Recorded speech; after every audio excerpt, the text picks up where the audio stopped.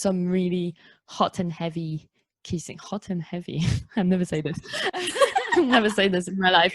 I think the opening scene is a good place to start because it is a sex scene and it obviously is what introduces the show. We are totally going to spoil the show, like 100%. Big spoilers ahead. If you want to watch this, you've not watched it or not finished it yet, just go watch it, listen to this later. Yeah, Adam and Aimee having sex. His parents are downstairs, really bored, having their horrible relationship. They're upstairs having sex, having a different kind of horrible disconnected relationship, which I think is also interesting. I think this opening scene is so good because they really show us so much about, first of all, Adam's personality. I love when he fakes him coming because it's so funny the way he does it, and then Aimee chiming in with, "Did you just fake it?" I know, and I think it's so good that I think we always talk about girls faking it and never about boys like not coming. I thought it was really interesting to start with that, and it really just shows like so much of Adam's personality and his issues, and you know how disengaged he is from Aimee, and he seems quite vulnerable, which obviously the next time we see him is like this big bully at school who's a bit dumb or whatever. I think it's quite interesting that the first thing we see is actually him being really like not in a great position of power kind of thing. Yeah, I didn't think of it in that way, but that's such a good point because he is in like a very vulnerable position because obviously having watched the show, he's gay, right? He's not, doesn't he have a moment where he thinks, I think he's bi. I think he's bi. Yeah, right. So he's like grappling with that. So you kind of like see that disconnect and you think that there's something there anyway. And does he, if I'm remembering this right, where there's a poster of a macho man?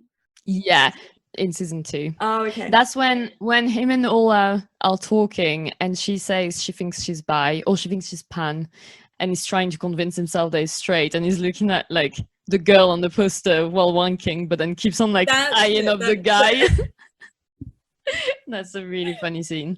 But yeah, Adam and Aimee, not the best sex scenes, I'd say, in general. No, but I do like when you see Aimee's evolution in her like sexualness, like rewatching it and seeing her like performing with Adam, and like then her going to Steve and Steve being like, "What is it that you want?" And she's like, "I have no idea."